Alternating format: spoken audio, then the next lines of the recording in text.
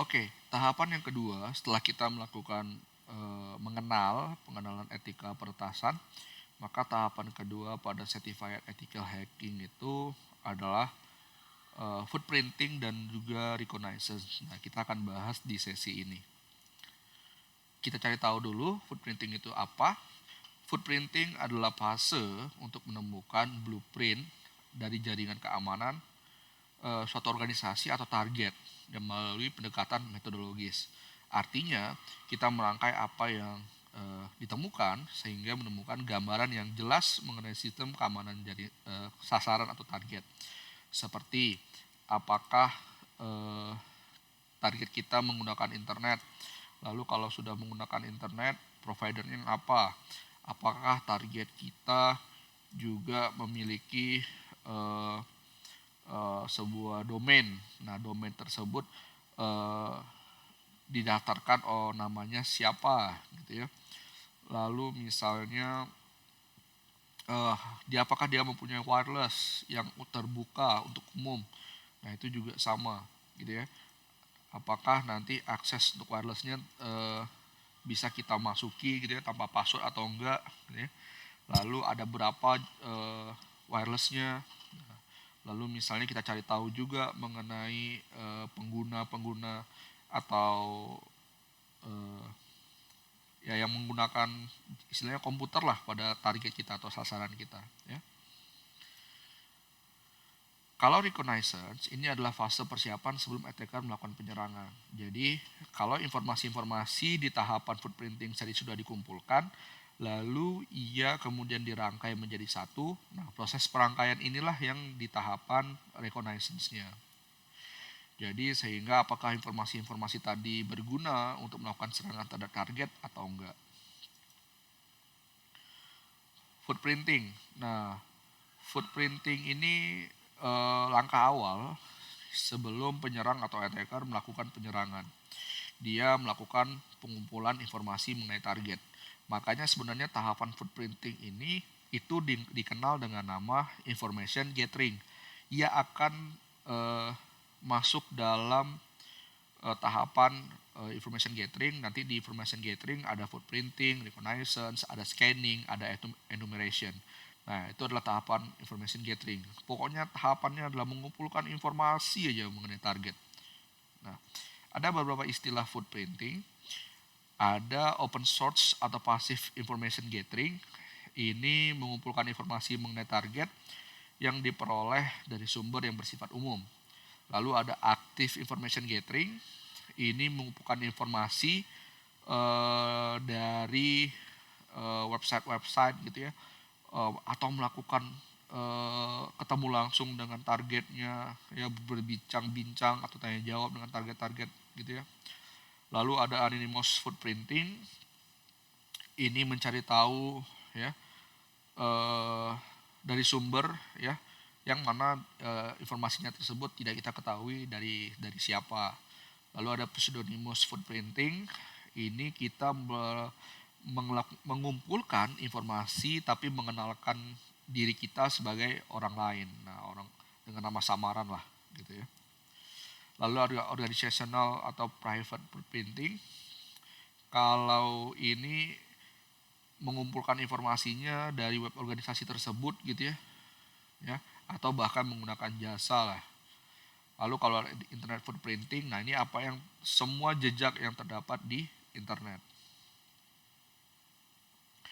Lalu konsep footprinting, nah kalau konsepnya tahapan pada fase pertama itu adalah eh, pengintaian.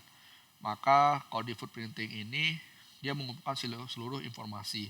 Nah, fasenya mengumpulkan informasi dasar mengenai target, bahkan juga sampai ke jaringan atau networknya. Menentukan sistem operasi apa yang dia gunakan, platformnya yang dia jalankan, serta versi web server atau jika dia memiliki sebuah website. Lalu bisa kita lakukan dengan tahapan teknik whois, ada DNS, ada jaringan, dan ada organisasi query. Lalu kita juga bisa mencari kerentanannya dan melakukan eksploitasi untuk melakukan serangan. Jadi mengumpulkan informasi, menentukan platform seperti apa yang dia gunakan, lalu dilakukan dengan teknik-teknik whois, DNS dan segala macamnya, lalu melakukan eksploitasi, gitu ya. Tujuan footprinting sebenarnya ada 3 hal.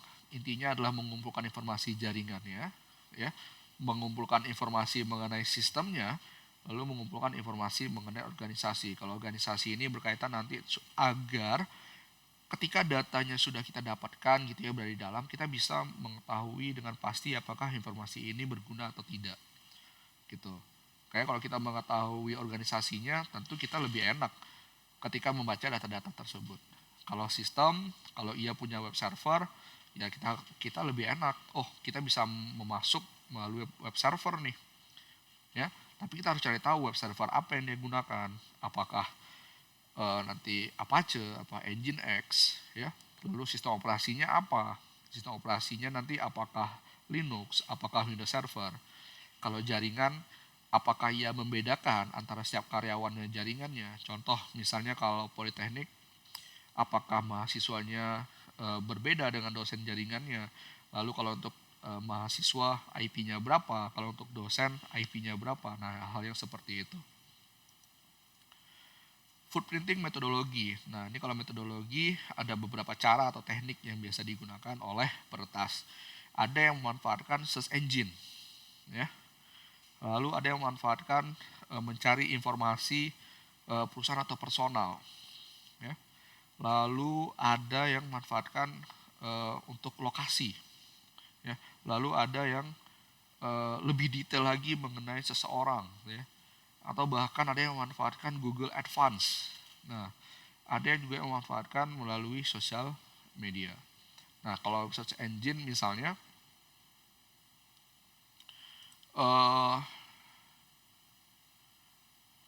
search engine misalnya ini kita menggunakan Google. Nah, kita bisa ketik sebuah nama gitu ya, untuk mencari tahu mengenai orang tersebut. Wah, kita mencari tahu mengenai seorang yang bernama Hamdani Arif. Nah, Google memberikan informasi mengenai kita untuk informasi orang tersebut. Oh, ternyata dia adalah misalnya apakah technical consulting manager yang kita cari gitu. Atau misalnya apakah ini Hamdani Arif yang seorang dosen. Nah, foto-fotonya bahkan ada kalau kita mau lihat di bagian gambar, gitu ya. Ada foto-fotonya, apakah ini target yang kita cari atau enggak gitu ya, banyak. Nih, jadi Google itu mampu memberikan kita informasi-informasi mengenai hal-hal yang seperti ini, ya. Lalu mengumpulkan informasi dengan mengenai informasi atau perusahaannya. Nah, ini kita bisa memanfaatkan netcraft.com. Nah, jadi kalau kita berkunjung ke netcraft.com gitu ya, maka kita bisa nih melakukan pencarian informasi di sini. Ini ada alamat netcraft.com. Kita bisa ke bagian paling bawahnya. Nah, di sini ada what the that site running. Nah, ini kita bisa melakukan percobaan, misalnya apa ya, polybatam.ac.id. Nah, misalnya seperti ini.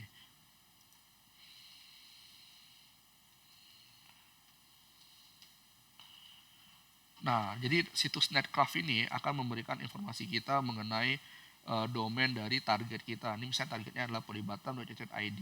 Nah, di sini dapat nih targetnya. Ada Netcraft risk ratingnya. Nah, di sini terlihat IP address, IP public untuk domain tersebut, ya. Lalu kemudian dia menggunakan HTTPS. Nah, ini ada SSL TLS-nya, secure socket layer-nya. Lalu kemudian ada server side teknologinya yang dia gunakan, ada PHP, XML, ya. Lalu client side-nya dia menggunakan JavaScript. Nah, lalu kalau dia menggunakan jQuery gitu ya, dia menggunakan Bootstrap, ya. Lalu kemudian untuk blognya dia menggunakan WordPress. Nah, ini hal-hal yang seperti ini yang kemudian bisa ditampilkan oleh Netcraft gitu ya. Lalu kemudian lokasi. Kalau basisnya lokasi, ini tentu kita bisa memanfaatkan Maps Google. Nah, kita bisa mau cari tahu mengenai Politeknik tadi. Poli Batam misalnya. Kita mau cari tahu mengenai Poli Batam. Nah nih, Politeknik Negeri Batam nih. Dia lokasinya berada di, kalau di peta misalnya.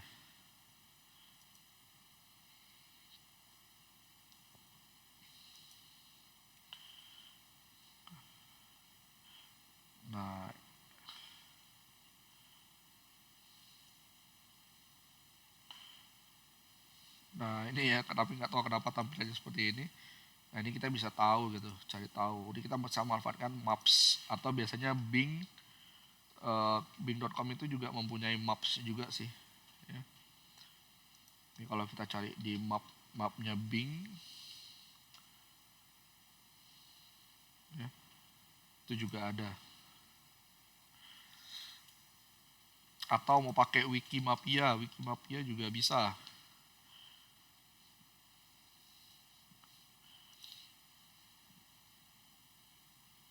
Anda cari tahu juga bisa gitu ya. Banyak lah, banyak. Jadi kalau yang basisnya lokasi bisa Anda cari tahu.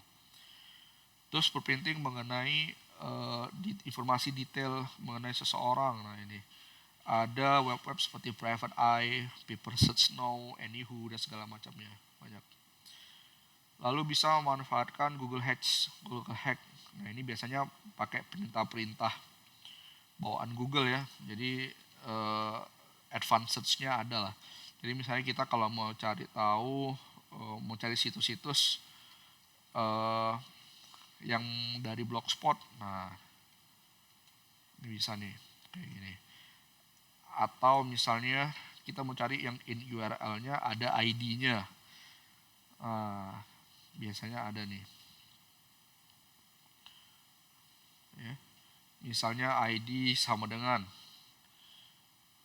itu juga bakal muncul gitu ya. Nah ini contohnya. Nah ini kan kalau kita mencarikan tadi ada tuh ID 775. Nah, seperti itu. Ya. Bisa pakai in URL atau yang lainnya. Ya, bisa. Nah contoh-contoh aja nanti bisa cari tahu sendiri ya. Lalu kalau sosial media ya tentu kita buka Facebook, kita buka Twitter, lalu kita cari tahu foto-fotonya, kita cari tahu informasi pribadinya ya dari sana. Lalu ada Whois footprinting. Nah, kalau Whois ini mencari tahu informasi mengenai sebuah domain tadi. Ya mirip-mirip seperti Netcraft ya, cuman kalau Whois ini fokus kepada nama domain atau yang lain. Ini contohnya adalah tripadvisor.co.id. Nah, kalau di Google kita juga bisa memanfaatkan Whois online gitu ya. Kita cari aja Whois.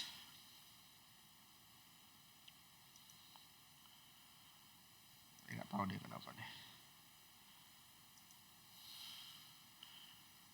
Whois ada nggak ya? Whois online. Cari aja Whois online.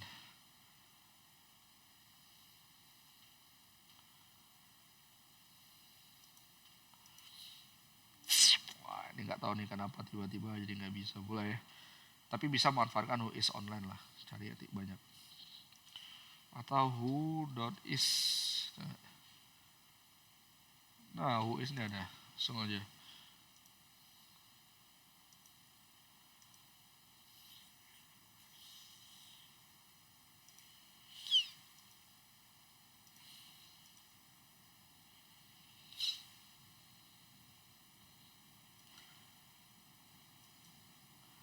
Nah, ini ada nih informasinya. Jadi Polibatam ID tadi didaftarkan di Pandi gitu ya. Di kreditnya tahun 2001 gitu, kemudian expirednya ada 2021 gitu dan segala macamnya. Nah kalau informasi kayak gini ini biasanya informasinya tertutup ya. Jadi orang yang mendaftarkan tidak diketahui, ini adalah informasi umum aja. Ya. Nah itu bisa ditutup lah kalau hal yang seperti ini. Nah jadi bisa tahu rincian nama domainnya, kontak dari pemilik domain gitu ya. Lalu nama domain servernya, net range-nya atau IP publiknya tadi. Nah, lalu ada DNS footprinting. Nah, ini informasinya lebih ke DNS-nya. Jadi, informasinya nanti berupa ada A ini apa, MX, NS record, ada CNAME, ada start of authority, ada SRV, ya, dan segala macamnya. Lalu ada network footprinting. Nah, ini bisa pakai whois, ping, nslookup, ada tracer gitu ya. Nah, ini bisa kita mencari tahu mengenai network IP address. Misalnya pakai ping untuk tahu alamat IP public secara cepat dari domain tertentu atau target. Lalu nslookup untuk tahu DNS servernya. Lalu ada tracer untuk tahu seberapa banyak lompatan router untuk masuk ke target tadi, kayak gitu. Nah, biasanya mencatat hop lompatan gitu ya. Ada berapa lompat? Oh, ternyata misalnya mau ke Poli Batam tadi ada 3, 1, 2, 3. Ini router apa saja yang dilewati ya. Lalu mencari tahu host yang aktif, sistem operasi yang digunakan, struktur dari aplikasi. Misalnya dia menggunakan PHP-nya versi berapa. Dia menggunakan web servernya versi berapa. Nah, seperti itu. Nah, ini threshold tadi yang saya bilang bahwa lompatan berapa kali sebelum dia akhirnya ketemu kepada si target. Lalu yang terakhir nih social engineering. Nah, social engineering ini biasanya melibatkan kepada si manusianya langsung gitu ya. Jadi kita mencari tahu langsung kepada targetnya melalui entah melalui karyawan gitu ya. Nah, jadi social engineering ini juga dibedakan menjadi 2. Ada yang human base, ada yang computer base. Kalau computer base tadi pakai internet lah, pakai sosial media dan segala macamnya. Nah, kita bahas mengenai human base saja.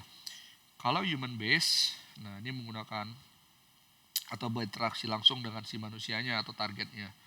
Nah, ini ada jenis-jenisnya, ada piggybacking. Piggybacking ini penyerang mengambil keuntungan dengan menipu pemilik untuk masuk ke area yang dibatasi atau targetnya. Misalnya dia berpura-pura sebagai salah satu kandidat untuk wawancara. Namun ketika dia berada di dalam perusahaan, malah dia melakukan pengintaian dari dalam perusahaan tersebut. Di mana sih letak server, terus perilaku apa saja sih karyawan tersebut lakukan gitu ya. Nah, hal yang seperti itu. Nah, ini piggybacking. Lalu ada impersonating. Nah, kalau impersonating ini berpura-pura.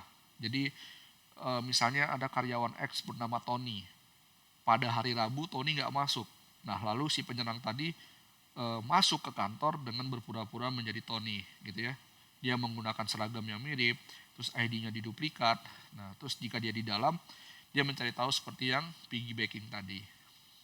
Lalu ada eavesdropping. Nah, ini menguping. Ya, misalnya dia mendekati target, lalu dia mendengar apapun pembicaraan target. Dia menyadap handphone target, dia kemudian mendengarkan apapun yang target ucapkan gitu ya. Entah target lagi bicara mengenai perusahaannya atau yang lainnya seperti itu. Menguping. Atau bahkan ketika target membuka handphonenya, dia cari tahu tuh, oh ternyata ketika target membuka handphone, memasukkan passwordnya diintip. Nah, ini masuk ke eavesdropping ya. Lalu ada reverse social engineering. Nah, ini biasanya resmi caranya ya, menjadi sales gitu ya. Lalu kita meminta KTP, fotokopi KTP, terus tanya-tanya mengenai data diri pribadi dan seperti itu. Lalu kalau ada dumpster diving, ini memanfaatkan biasanya catatan yang ditinggalkan oleh si karyawannya atau orangnya atau targetnya. Dia biasa meninggalkan misalnya password, username, password di sticky notes di komputer. Nah, kemudian dia mencari tahu informasi apapun yang berada di tong sampah si orang tadi. Entah itu bakal ada informasi yang berguna atau enggak. Nah, ini termasuk dumpster diving. Ya, kalau penanggulangan footprintingnya tentu saja dari sisi server sih sebenarnya ya. Jadi ya servernya harus bisa memiliki firewall untuk mencegah adanya request untuk mencari tahu informasi-informasi sensitif seperti itu. Ya. Selesai ya. Kalau demo tadi yang sudah saya demokan beberapa kali. Oke, sampai situ. Nanti kita akan ketemu lagi di tahapan yang ketiga melalui scanning dan enumeration. Oke, terima kasih.